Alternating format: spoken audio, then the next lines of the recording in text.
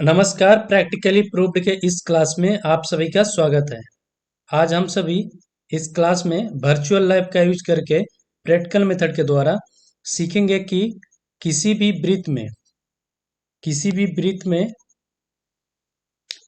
वृत्त के किसी चाप द्वारा केंद्र पे बना कोण और इसी चाप का प्रयोग करके वृत्त के अन्य किसी भाग पे बना कोण का दुगना होता है। सपोज कर ले कि यहाँ पे एक एंगल है P O Q, angle P O Q, ये दुगना होगा किसका? यहाँ पे हम एक्स मान लेते हैं, पी एक्स क्यू, यानी कि एंगल जो यहाँ पे है एंगल पी एक्स क्यू, ये जो है इस एंगल का ये एंगल दुगना होगा, यानी कि जो सेंटर पे एंगल है वो 2 टाइम्स होगा जो हमारा सरकमफेरेंस यानी परिधि पे जो एंगल है उसका। इसी चीज को जो है इस क्लास में अच्छे से प्रैक्टिकल मेथड द्वारा प्रूव करना सीखेंगे।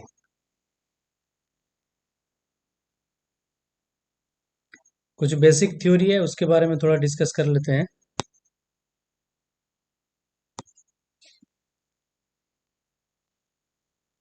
Angle at the centre of circle by an arc, arc को हिंदी में चाप बोलते हैं, इसको ध्यान में रखेंगे। आर्क को हिंदी में क्या बोलते हैं? चाप बोलते हैं, यानी कि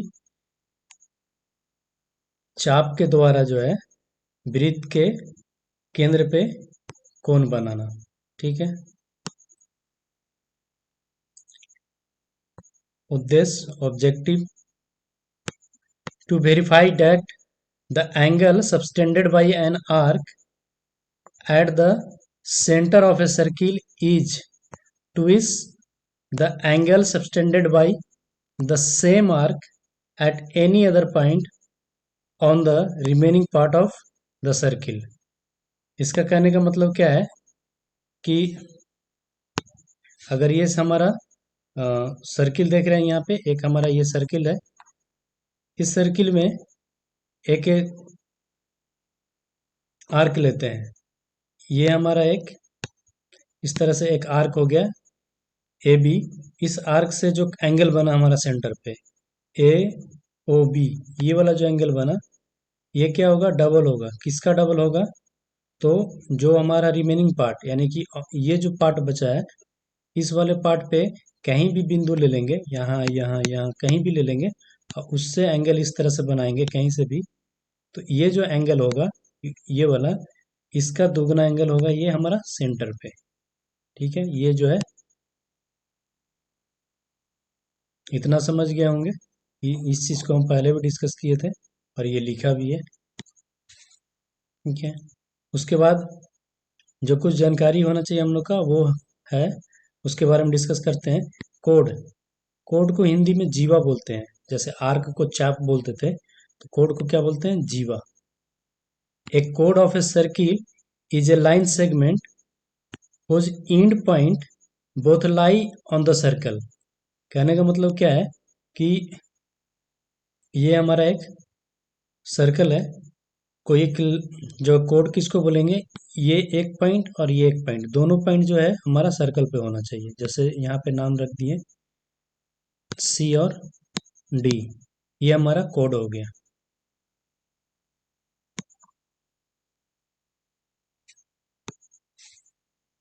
एक कोड ऑफ ए सर्किल, एक code of a circle divide the circle into two region which are called the segment of circle। मतलब कि अगर ये हमारा एक सर्कल है, सर्कल को ये कोड जो है यानी जीवा अगर कट करता है तो इसको दो भाग में डिवाइड होता है और इसको क्या बोलते हैं? दोनों भाग को सेगमेंट बोलते हैं। जो छोटा रहता है उसको माइनर सेगमेंट बोलते हैं और सेगमेंट के जो है हिंदी में वृत्तखंड बोलते हैं। ठीक है, तो ये बोल रहा है कि जो जीवा है इसी वृत्त को दो भाग में विभाजित करता है। दूसरा पॉइंट है, in geometry an angle subtended by an arc, line और other curve is one whose two rays pass through the end point of arc. कहने का मतलब क्या है कि अगर कोई आर्क है, लाइन है, कुछ भी है, तो ये सपोज कर लिए यहाँ पे, सपोज कर लिए कि एक यहाँ पे आर्क है, इसका एंगल कैसे होगा, तो इसका एंड पॉइंट क्या है, हो गया एक ए और एक बी। यहाँ से एक लाइन को, रे को पास करेंगे और एक रे इधर से पास करेंगे, तो ये एक एंगल बनेगा। इसी चीज को जो है पॉइंट टू में बोला जा रहा है। पॉइंट थ्री जो है उसको देखते हैं। पॉइंट थ्री बोला है a segment is the part of circle that is cut off by कोड। सेगमेंट क्या होता है, सर्किल का भाग होता है, यानी वृत्त का भाग होता है, यानी वृत्तखंड होता है, और वो किसके द्वारा बनता है, तो जीवा के द्वारा बनता है। ए कोड divide a circle into two segment. ये ऑलरेडी जो है पॉइंट वन में डिस्कस किए कि कोई भी जो किसी भी सर्किल में जो कोड है, यानी कि जीवा है, उस वृत्त को दो भाग में विभाजित करता है। ठीक है, तीसरा पॉइंट हो गया। चौथा पॉइंट है हमारा, an arc is a part of circumference of a circle. ये क्या बोल रहा है कि जो आर्क है ये हमारा सर्कल है, ये सर्कल है, इसका एक आर्क कोई भी पॉइंट कहीं से भी ले लेंगे, ये और ये, तो ये क्या है, सरकमफेरेंस का भाग है। ये जैसे सरकमफेरेंस का भाग हो गया, या फिर ये जो है सरकमफेरेंस का भाग, यानी कि परिधि का भाग होता है, जो चाप होता है।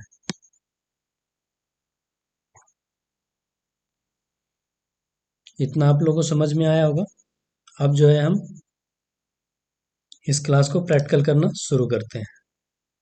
सबसे पहले एक वृत्त बनाएंगे जिसका रेडियस कुछ भी हो सकता है। यहाँ पे सपोज कर लेते हैं कि रेडियस जो है 4.6 सेंटीमीटर का है। ये बनाने के बाद क्या करते हैं कि एक चाप बना लेते हैं। चाप कुछ भी कहीं पे भी बना लेते हैं।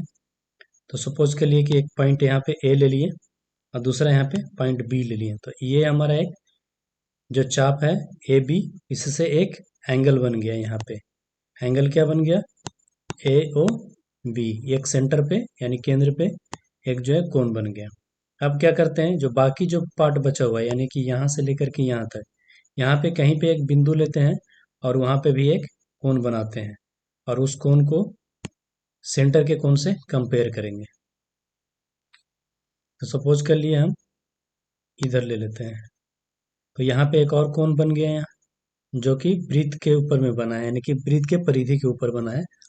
तो यहाँ पे जो नया वाला कोण बना वो बन गया ए पी और बी, यानी ये जो कोण होगा, और यहाँ पे जो है ए ओ बी, ये जो कोण होगा, इस दोनों में रिलेशन है, यानी कि ये जो कोण है हमारा वो 2 टाइम्स होगा किसका, इसका।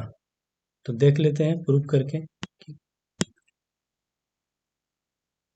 अब क्या करेंगे, जो हमारा एंगल बना ए पी, ये वाला जो एंगल बना ए पी बी, इसको यहाँ से कटिंग कर लेते हैं।